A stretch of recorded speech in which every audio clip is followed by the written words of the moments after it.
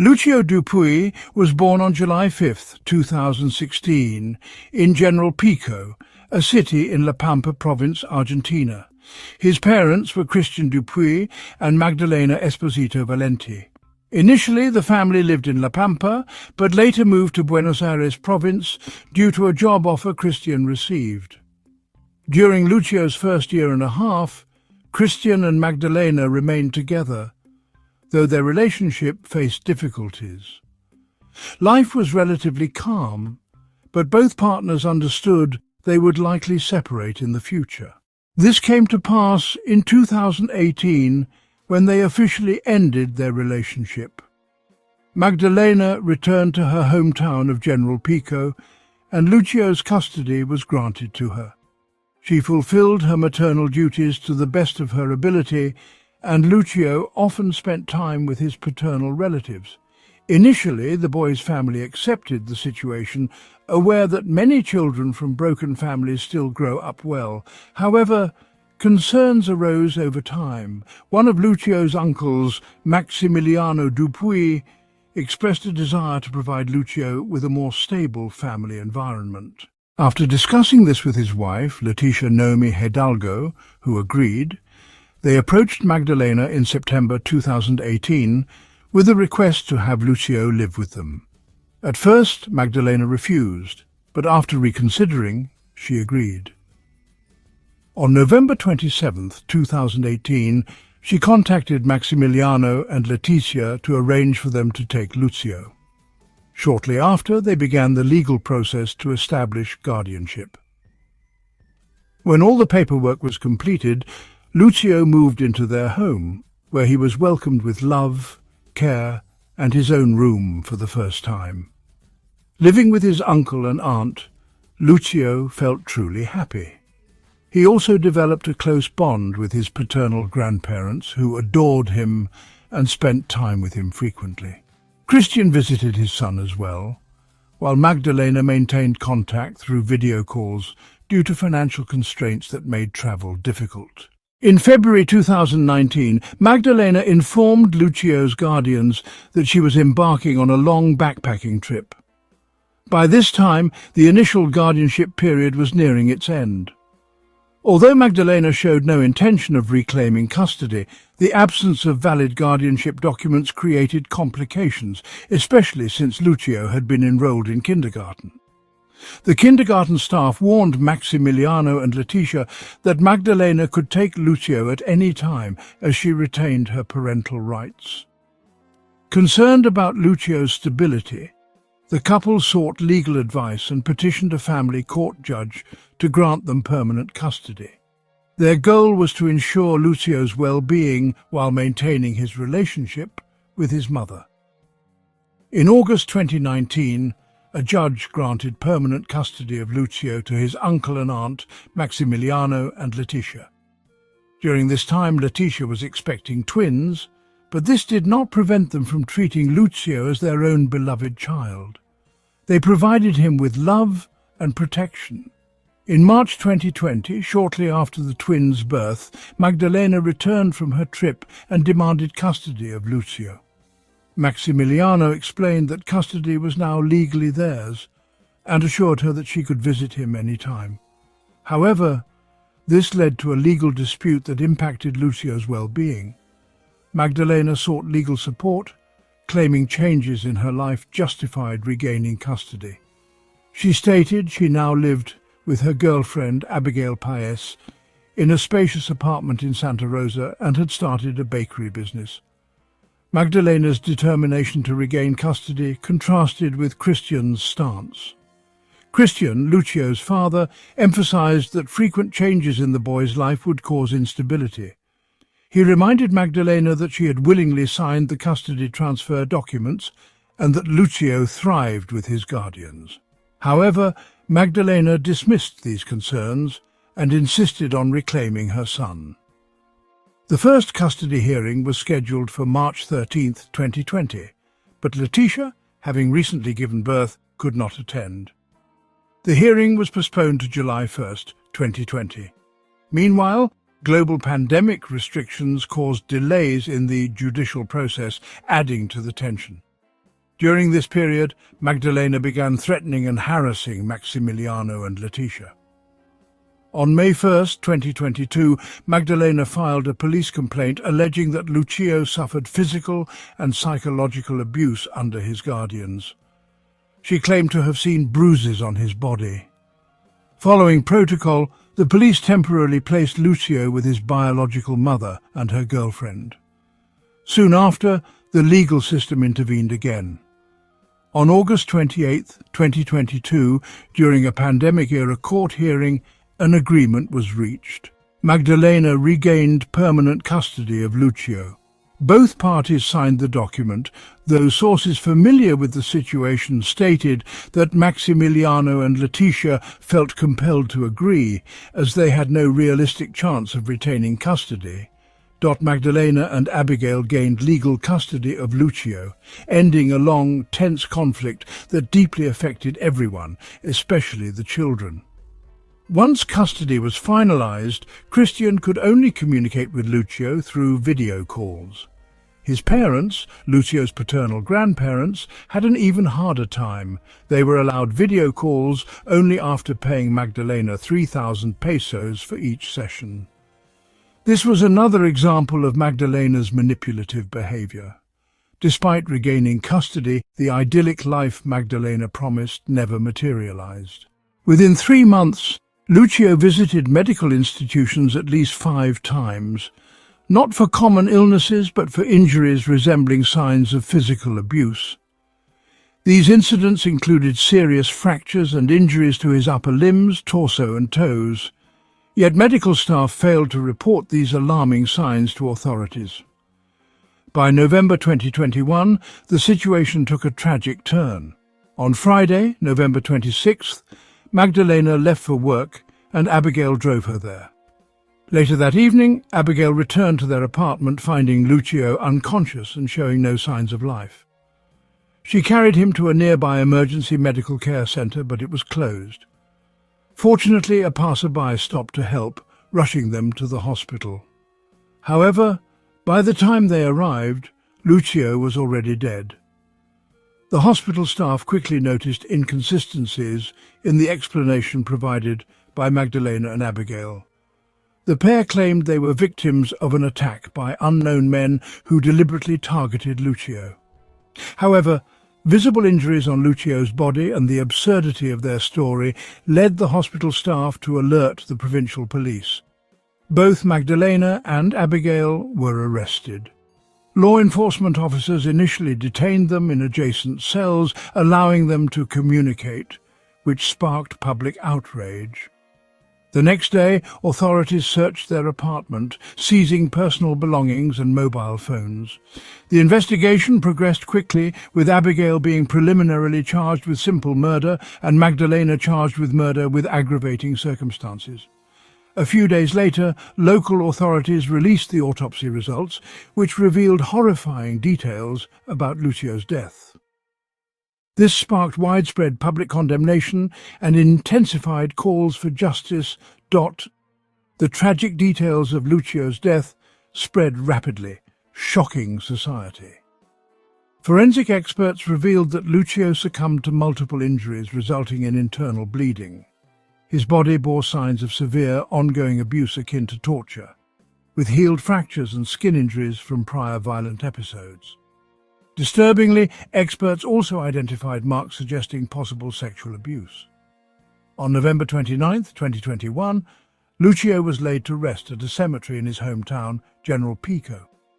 His father, Christian, attended the funeral in a white t-shirt adorned with Lucio's image, surrounded by paternal relatives who had strived to give Lucio a happy life. The atmosphere was heavy with grief, and a few minutes before the burial, Lucio's grandmother cried out in anguish, questioning why Magdalena had done this to him. She had been among the first to suspect abuse after Lucio confided that Abigail had hit him. When she asked Magdalena to address it, Magdalena not only dismissed the issue but forbade Lucio from speaking to his grandmother. Following the funeral, Christian shared emotional posts on social media, apologizing to his son for failing to protect him and urging Argentine society and the justice system to ensure accountability. His words resonated widely, drawing attention to the case. Meanwhile, authorities launched an investigation uncovering evidence of medical negligence and indifference from kindergarten staff. Despite Lucio's repeated injuries, no reports had been made to law enforcement. This led to an administrative investigation into the accountability of officials who could have prevented the tragedy. As the case gained public attention, media outlets interviewed members of Lucio's paternal family. They highlighted Magdalena's manipulative behavior, including silencing Lucio about his abuse. During rare interactions with his father's relatives, Lucio often appeared withdrawn, likely fearing questions about his injuries. Once a happy, sociable child, he became quiet and reserved, constantly living in fear. Others connected to the case also spoke out, including Abigail's mother, Susanna, a resident of Santa Rosa's Bottolo quarter. Susanna expressed frustration over the backlash she faced from neighbours and the media. During a local radio interview, she revealed that she had tried to intervene before Lucio's death. Claiming she had a strong conflict with her daughter over Lucio's welfare, Susanna said she offered to take Lucio in, believing neither Magdalena nor Abigail cared for him. According to her, Lucio often spent weekends at her home and enjoyed those moments, but her efforts to protect him were ultimately in vain. Susanna admitted to witnessing several instances of Lucio's mother treating him cruelly. She recalled one instance where her patience ran out and she gave Magdalena an ultimatum, warning her against showing aggression towards Lucio in her house. This further strained their already tense relationship, and from that point on, Lucio never stayed at her home again. However, Susanna never reported the abuse to authorities, a decision that indirectly implicated her in the tragic events. She later expressed guilt for her inaction and blamed her daughter Abigail, accusing her of manipulating Magdalena. In her opinion, both women deserved long prison sentences. As the case garnered attention, a troubling post from Abigail's social media surfaced. She had expressed frustration about living with Lucio, claiming he interfered with her relationship with Magdalena. Abigail's messages repeatedly showed her resentment towards Lucio, indicating that his presence complicated her life and disrupted her intimate moments with Magdalena. She even posted that people shouldn't have children because they only bring suffering. On February 17, 2022, the La Pampa Provincial Prosecutor's Office expanded the charges against Magdalena and Abigail, accusing them of aggravated murder. Magdalena's charge was upgraded to murder committed with special cruelty and malicious intent. However, charges related to crimes against Lucio's sexual integrity were still pending. By June 2022, the judicial system referred the case to an open oral hearing. Prosecutors revealed they had substantial evidence, including over 50 testimonies, to prove the defendant's guilt. During the hearing, Lucio's paternal relatives alleged that the defendants identified as feminists who harbored hatred toward men regardless of age or relationship. This controversial statement suggested their hatred might have extended to Lucio. Social and familial condemnation of the women was widespread. Magdalena's brother publicly disowned her, stating he wanted no further contact with her. However, her mother continued visiting her in detention, standing by her despite the gravity of her crimes. Nearly a year after the crime, in 2022, court proceedings began in Santa Rosa behind closed doors due to Lucio's age. These hearings included discussions of crimes against Lucio's sexual integrity, allegedly committed by a group. Prosecutors presented irrefutable evidence, including text messages and phone conversations between Magdalena and Abigail. These transcripts, spanning over 14 pages, revealed the horrific abuse Lucio endured. The women had starved him, forced him to stay outside for hours regardless of the time of day, and brutally beat him whenever they deemed his behavior inappropriate. Shockingly, They often shifted blame onto the boy for ordinary actions, demonstrating their deeply malicious intent. The two women, Magdalena and Abigail, accused Lucio of bothering them and demanding attention, claiming that his presence disrupted their personal lives. Some witnesses, including mothers of Lucio's friends, recalled a disturbing incident at a birthday party where Lucio ate an excessive amount of food, which led to stomach problems. This suggested that Lucio was likely in a state of severe hunger. After returning home, he vomited multiple times, which resulted in yet another beating. Text messages exchanged between the accused from February to November 2021 revealed disturbing details about their treatment of Lucio. On February 12th, a message mentioned that Lucio had fallen from a tree and hit his head. However, Magdalena's reaction was indifferent, expressing more concern about the boy being on the street. On February 20th, the two women discussed Lucio's presence in their lives and how it negatively affected their relationship, preventing them from spending time alone. Abigail admitted that this situation worried her and she wanted to change it. Magdalena, in turn, acknowledged the issue and explained that they had every right to raise Lucio as they saw fit, which seemed to include physical punishment. On February 21st, Abigail told Magdalena that she had once again hit Lucio, this time because of his snot. Magdalena reassured her that children often have snot, but Abigail disagreed. On March 3rd, Magdalena stated that she was losing patience with Lucio and promised to send him to his father, even admitting that she was becoming uncontrollable and no longer wanted him to live with her. On August 11th, Abigail wrote to Magdalena, stating that she planned to send Lucio outside to be alone while she was at work, as she could no longer tolerate him being around. She also confessed to hitting him again, causing swelling on his head. She locked him in a room for several hours, and when she checked on him there was an unpleasant smell, suggesting that Lucio had been forced to relieve himself in his room. On August 17th, Abigail described how she had thrown cold water on Lucio to wake him up because he was sleeping too soundly, which she took as a personal insult. She slapped him multiple times, claiming it was an educational measure. This troubling behaviour suggested that Abigail may have been mentally unwell.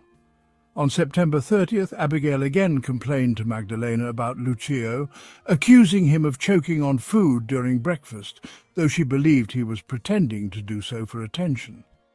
When Lucio didn't respond to her commands, Abigail became enraged and slapped him.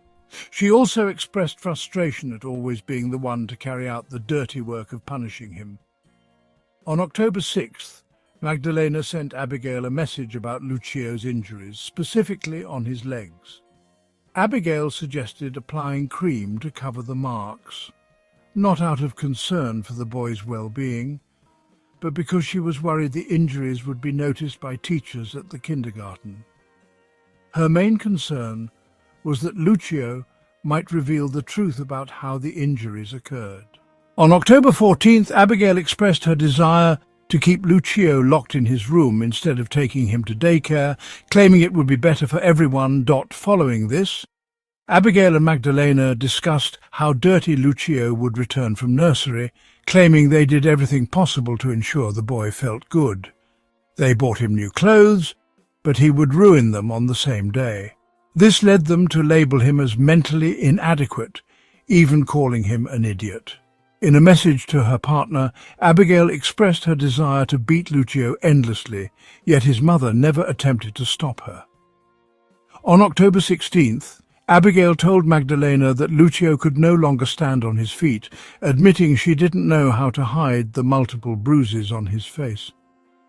Magdalena, without asking any questions about the cause of the injuries, simply suggested smearing the bruises with cream. At this point, Lucio rarely attended kindergarten, mainly due to his injuries, for which no excuses could be made. He was often locked in his room and had minimal communication with his relatives on his father's side, leaving them unaware of his true condition. In the final months of his life, Lucio's visits outside were rare, and physical aggression towards him became a daily occurrence until his death on November 21st. Lucio had not left the house for weeks, and on the day he passed away, Abigail noticed his alarming condition. He appeared pale, with large, dark circles under his eyes. She attempted to give him water, but he vomited immediately. After sending him to the toilet to clean up, Lucio vomited again, becoming even dirtier. He eventually fell asleep. On November 25th, Magdalena, while at work, inquired about Lucio's face. Abigail's response, though lacking specific details, indicated the extreme cruelty they had subjected him to. She stated that Lucio had no face, describing it as one large hematoma. This chilling remark underlined the severity of their abuse. One of the lawyers representing Lucio's paternal relatives gave an assessment of the defendant's communications, noting that from the very start, Lucio had been an obstacle to the relationship between Magdalena and Abigail. The lawyer believed that the two women took out their frustrations on the boy, who had done nothing more than behave like a typical child. The lawyer also noted that Abigail seemed to punish Lucio more than his mother did, which made her actions even more horrifying. A crucial moment in the trial came during the fourth hearing when forensic expert Juan Carlos Toulouse testified. Surprisingly, the defendants refused to attend, and their lawyers had them removed from the courtroom. It was assumed they were ashamed, though it was unclear whether they felt anything beyond self-pity. Their absence did not affect the testimony, which was a key piece of evidence for the prosecution. Toulouse's detailed report described the severe injuries that led to Lucio's death. It was revealed that the boy's life had been cut short by multiple traumatic injuries, including fractures in his hip and several bones in his upper limbs. Additionally, Lucio had less serious injuries, such as bruises, bites, and cigarette burns. Experts confirmed that he had also been subjected to physical aggression of a sexual nature, further shocking those following the case. During a later hearing, when Abigail was questioned, the lawyer for her defense admitted the accusations were true, but Abigail remained silent, refusing to answer most of the questions. Tension arose in the courtroom, especially when Magdalena's defense team suggested it was better for their client not to attend the hearings. At this point, Abigail left the courtroom, and Gail's speech lasted an hour, where she described the events of November 6, 2021. She explained that the day marked a turning point in 5-year-old Lucio's life. Gail began by recounting how she took her partner to work, then returned to care for the boy. She admitted to hitting him several times for misbehaving and having a runny nose, which always angered her. She further revealed that after the initial blows, she grabbed him by the hand and kicked him in the stomach 2 or 3 times, too quickly to recall the exact number. Abigail confessed that the beating continued, and though she understood it was causing severe harm to Lucio, it didn't stop her. On the contrary, she admitted to feeling a certain satisfaction during the act, only realizing the gravity of the situation when she grew exhausted. At that point she panicked and tried to fix things, but by then Lucio was on the verge of death. She then picked him up and carried him to the shower, where she sprayed cold water on his face. She thought he was still conscious, possibly attempting to speak, but these thoughts may have been fantasies.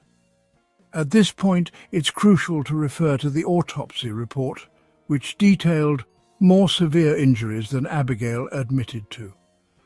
Despite her testimony in court, Abigail omitted several injuries she inflicted on the boy. Continuing her account, she described how, after trying to revive Lucio with cold water, she realized his life was slipping away. She claimed not to know what to do in such a situation, and throughout her testimony she cried and became hysterical. After calming down, Abigail explained that she left Lucio alone in the room to fetch his clothes. Minutes later she heard noise from the room and found the boy lying on the floor, unresponsive. She touched his body with her foot, but received no reaction. In a panic, she turned him onto his back, claiming she was attempting to administer first aid, though her lack of knowledge likely caused more harm. At this point, she broke down into tears again, sobbing for several minutes. After the break, she continued, saying she picked up Lucio's body and threw him over her shoulder as she left the house. During this time, the child vomited, which she described as unusual, resembling blood mixed with bile. She took him to the primary care centre, which was closed, and eventually made it to the hospital. Unfortunately, by then, Lucio's life couldn't be saved. Abigail ended her account, stating that neither she nor Magdalena had intended to kill the child. These words were met with overwhelming contempt, given the brutal treatment they had subjected him to. It's important to note that Abigail did not consider their cruel behaviour as anything out of the ordinary. In her view, physical punishment was merely a form of parenting.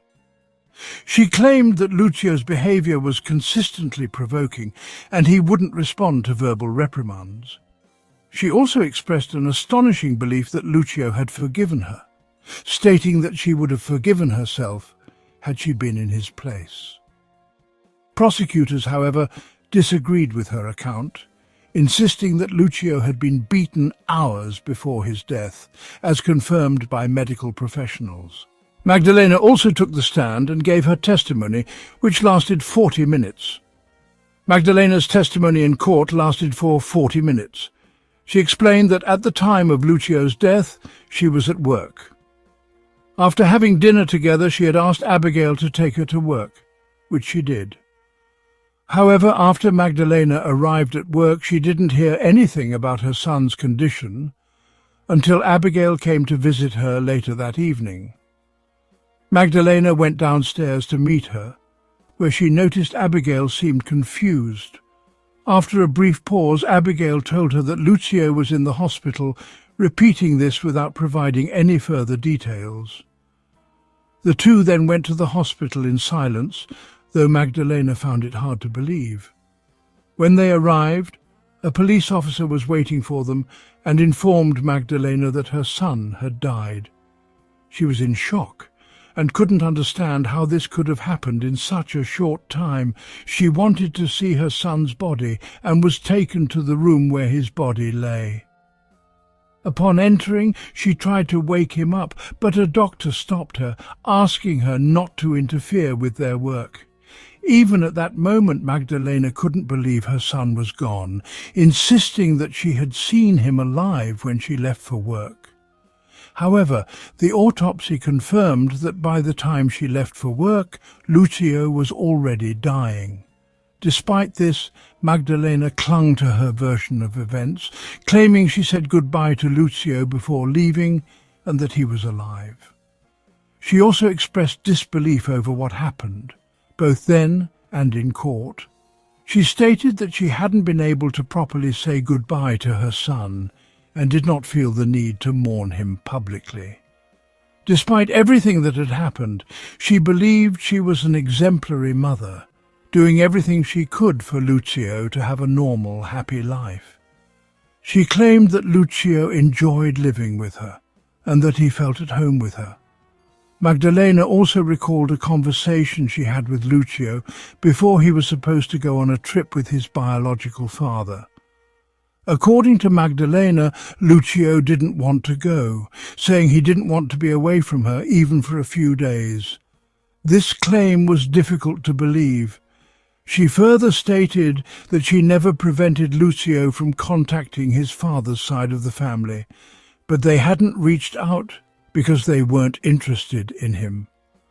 Lucio's grandparents, however, contradicted this, saying that Magdalena and Abigail had forbidden them from seeing the boy in person and even charged them to talk to him via video call. Receipts showing the payment for these calls were presented as evidence. Magdalena also stated that she never refused her role as Lucio's mother, despite accusations that she had given up custody. She argued aggressively that the court had unfairly focused on this issue during the hearing. While she acknowledged some mistakes as a mother, she felt the accusations were unjust. Furthermore, she insisted that responsibility for Lucio's death should also be placed on his father. The court and many others found it odd that she didn't address the severe injuries to her son and instead focused on these less important matters. This raised suspicions that Magdalena didn't show any genuine remorse or emotion over her son's death. Psychological evaluations of the defendants were provided as evidence.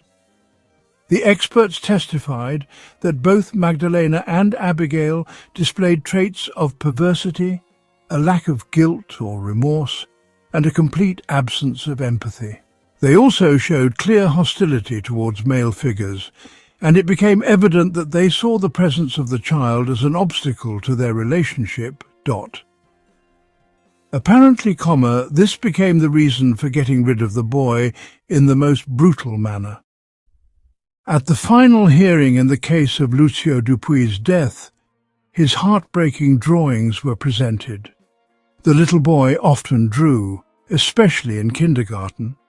His drawings often depicted people with mutilations and injuries, such as missing arms, legs, or eyes. These images highlighted that Lucio was a withdrawn and suffering child.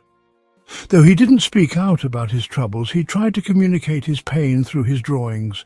They were his cry for help, but as we know, no one responded to these signals. Experts believed the figures with missing eyes symbolized Lucio's desire to avoid witnessing the horrors happening in his home, while the missing limbs represented the acts of aggression he endured. The question of holding Lucio's educators accountable for their lack of response remains open. When the time came to announce the verdict, the defendants again refused to attend the courtroom. Both Magdalena and Abigail's lawyers chose not to appear at the final stage, leaving the courtroom empty. Lucio's relatives from his father's side, due to various circumstances, watched the guilty verdict via video link. The prosecution and the Prosecutor General's office requested life imprisonment for both Magdalena and Abigail. Meanwhile, the defense continued to argue for the charge to be reclassified as manslaughter, which would carry a sentence of 3 to 6 years in prison. It is significant to note that at the time of the verdict, Magdalena was just 26 years old and was found responsible for her son's death. Abigail, 28 years old, was also found guilty and responsible. Both women were charged with crimes against the sexual integrity of a minor, an offence made even more severe by the fact that it was perpetrated by those entrusted with his care. On February 17, 2023, the long-awaited verdict was announced. Magdalena Esposito Balan and Abigail Paez were sentenced to life imprisonment for the murder of Lucio Dupuy in November 2021 in the province of La Pampa. The final hearing lasted just a few minutes, during which the future of the defendants was decided. They chose not to watch the live broadcast of the verdict, knowing their fate was being sealed. When the verdict was read, it referred to Article 52, which means that they would not be eligible for parole. This means that, regardless of circumstances, the criminals who took Lucio's life would never be free again. Despite this strict sentence, Lucio's paternal relatives do not plan to stop their fight. They intend to file a complaint against the La Pampa Provincial Administration with the UN or the Inter-American Commission for their failure to intervene despite obvious signs of abuse. Typically, such cases of child abuse are handled using a protocol for physical aggression against children. In response to this case, a new bill was introduced in Argentina for the prevention of child abuse, known as Lucio's Law. This law emphasizes the responsibility of various institutions to report violations of children's rights and protect minors from threats to their lives. Thank you for watching. The girl went for a walk and disappeared without a trace under strange circumstances. The police joined the search for her and quickly found several eerie clues. Nevertheless, this case remained unsolved for decades until investigators finally cracked it. But even after that, new questions arose. Melissa TMB was born on March 1977 in Lawrence, Massachusetts. When she was a month old, her biological parents gave her up for adoption. Her new parents, Janet and Robert Tremblay, lived in Salem. Melissa was an energetic child, passionate about fashion, singing and reading. She had many friends and spent a lot of time with an organization similar to the Boy Scouts. When Melissa was a teenager, her adoptive parents divorced and her father played little role in her life afterward. Janet later began dating another man named Robert, but he did not live with them. On September 11th, when Melissa was 11, she and her mother went to Lawrence to meet Robert. They often visited a local bar, and since Janet had no one to leave Melissa with, she would bring her along. Janet let Melissa walk around the nearby streets, as she often got bored sitting in the bar. Over time, Melissa made friends with local children and spent time with them. On that particular day, Melissa was outside for a long while. During one of her visits, the bartender made popcorn for her, and she promised to return for it.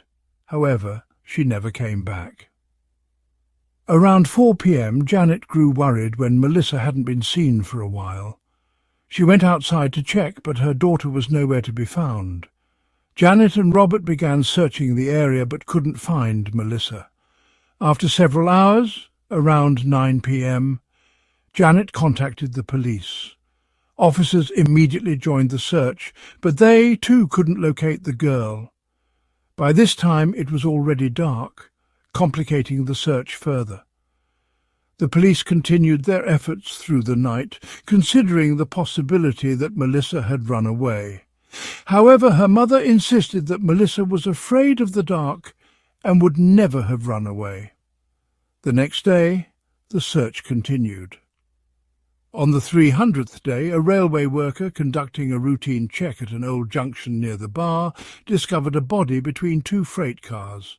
Upon closer inspection, he realized it was the body of Melissa Tremblay, and he immediately contacted the police. Detectives soon confirmed that it was indeed Melissa. In addition to the fact that they had been searching for her since the previous evening, a card from a children's organization with her name was found in her purse next to the body. The body was lying on the tracks, which were still in use, and one of her legs had been severed.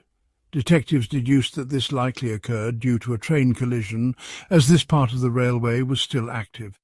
However, they immediately questioned whether this was the cause of death.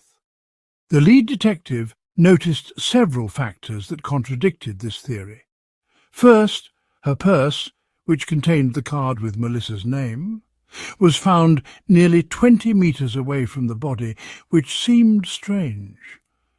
If the cause of death was an accident on the tracks, the purse should have been much closer. Second, the detective observed a large number of footprints and bloodstains on the ground near the purse, leading him to suspect that Melissa may have been attacked at that spot. It appeared as though the attacker dragged her onto the tracks afterward, perhaps trying to make it look like a train accident. Another clue that suggested foul play was the location itself. The railway junction, filled with empty freight cars, was often frequented by homeless people seeking a secluded spot to consume illegal substances. The detective considered the possibility that one of these individuals could have attacked the girl. Her body was taken to the medical examiners, and the police began searching for clues at the site where Melissa was found. No additional evidence was uncovered, so they turned to finding witnesses to piece together a timeline of events. The first lead came from a railway employee who reported seeing a girl matching Melissa's description near the tracks earlier that day. He told her to leave, as it was unsafe for children to be there, and she complied. The The police then interviewed a woman who lived near the bar. She said she had known Melissa for several months, as her children had become friends with the girl. On the day she disappeared, Melissa had come to their house to invite the children to play, but the woman said they were not allowed to go, and Melissa left alone. Soon another witness came forward with an important clue. This person reported seeing a girl who resembled Melissa talking to a driver near an intersection close to the train junction. The witness described the driver as a large, unpleasant man around 30 years old with a lot of hair and a big beard. The van he was driving was brown, old and rusty. The police believed that this man might be connected to the murder and began searching for similar vehicles. Meanwhile, medical examiners confirmed that the cause of death was not due to a train accident. They found multiple abrasions on the body and 3 fatal stab wounds. No other biological evidence was found on the body. The experts also concluded that the stab wounds were inflicted with the left hand, suggesting that the perpetrator was likely left-handed. This revelation led to a shift in the investigation, and the case was reclassified as a search for the killer. However, the only lead they had was the description of the van where the girl had been seen shortly before her disappearance. The police focused on finding similar vehicles, but their efforts led to dead ends. Without DNA analysis or other evidence like fingerprints or personal belongings linking the van to the crime, connecting the van's owner to the murder proved impossible. The police also interviewed several hundred local residents, but this did not yield any significant information. After months of searching, the case went cold. The media actively covered Melissa's murder, and many people began blaming her mother for what had happened. They were outraged that Janet had allowed her 11-year-old daughter near such a dangerous area. Rumours spread about Janet's struggles with alcohol after her divorce, and some claimed she was unable to properly care for her daughter. As a result, social services faced criticism for not intervening. Amidst these accusations, Janet refused to speak with journalists or answer their questions.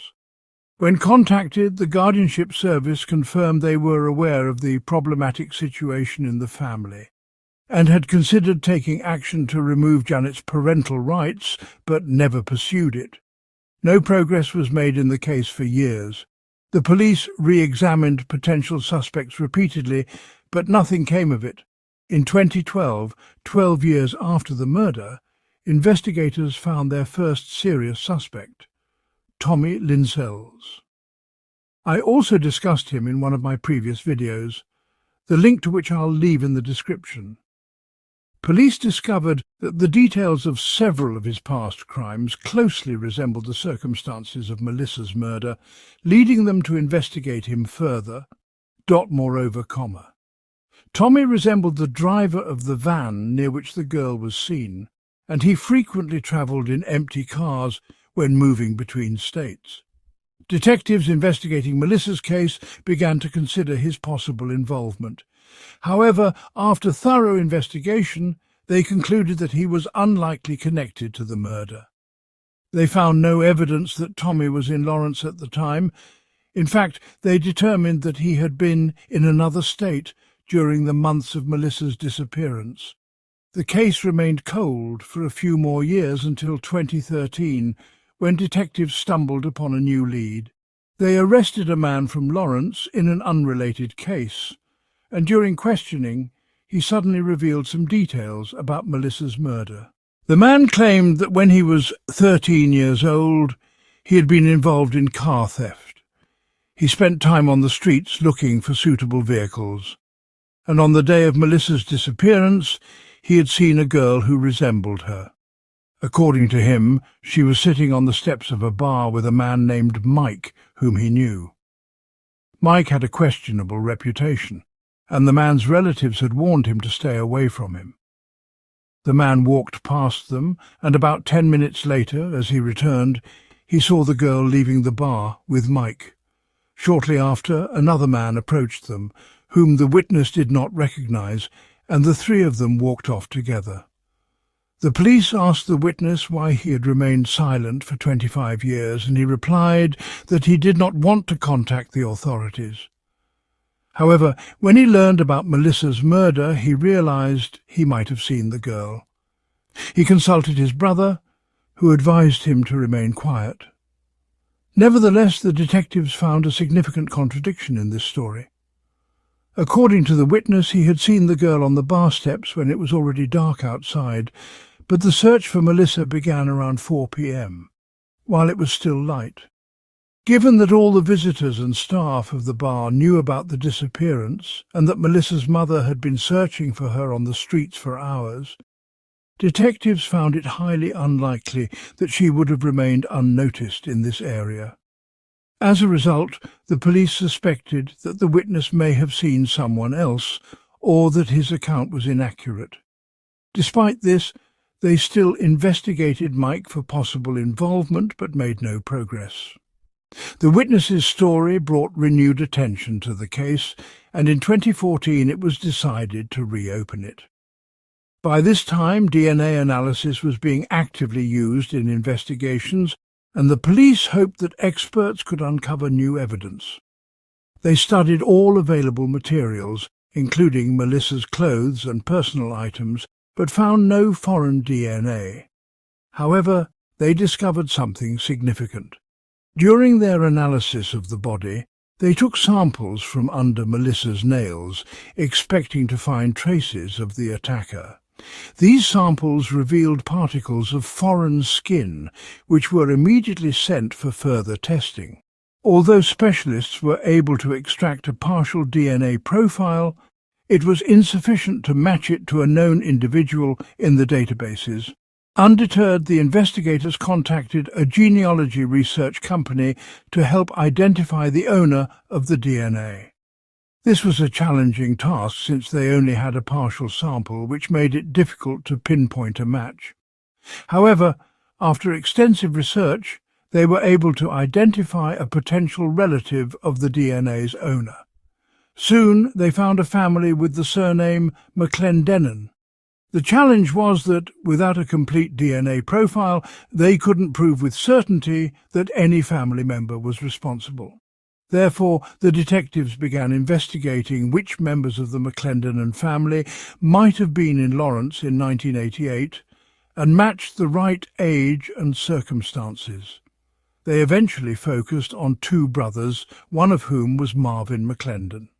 Marvin lived in Alabama but was found to have lived just 20 minutes away from Lawrence and worked as a carpenter.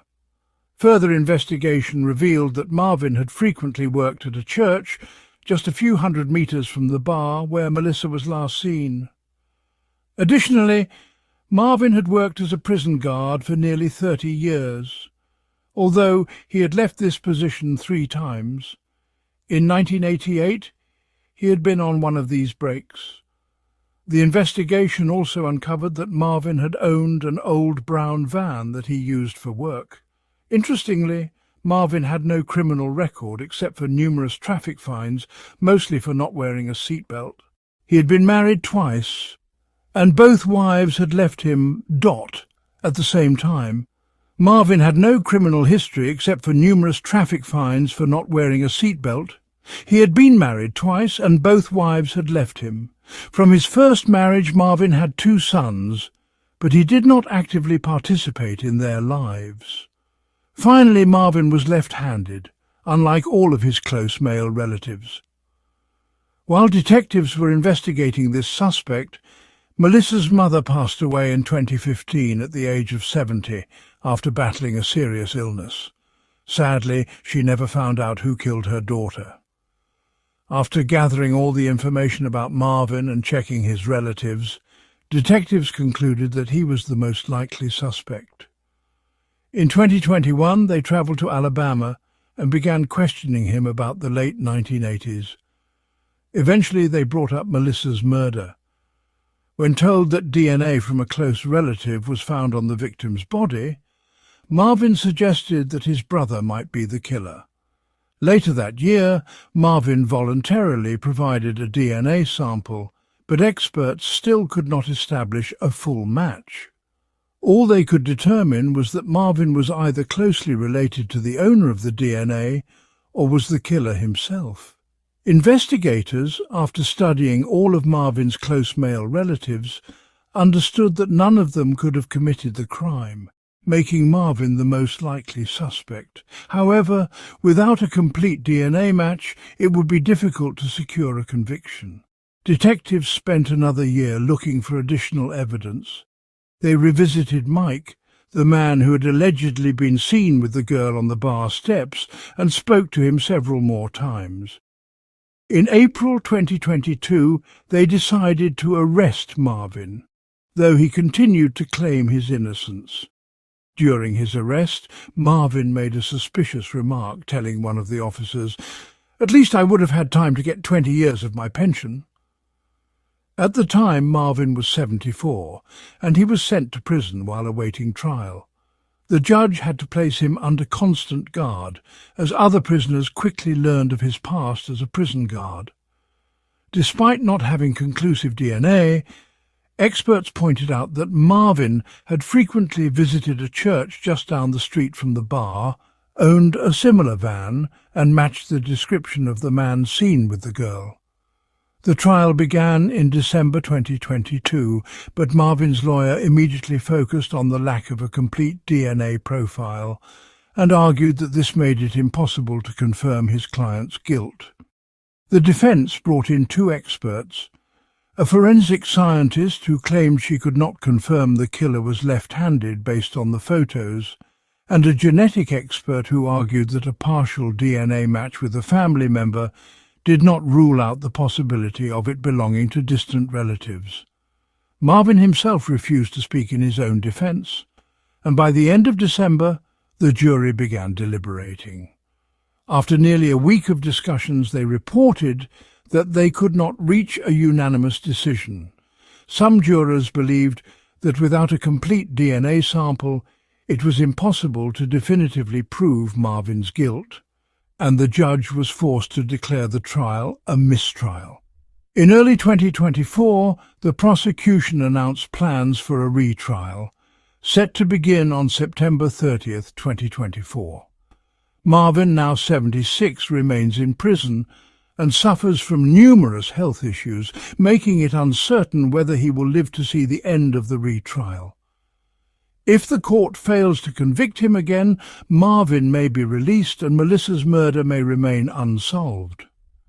We will continue to follow the progress of the second trial and share updates on our Telegram channel. Feel free to share your thoughts on this case in the comments, and don't forget to like this video.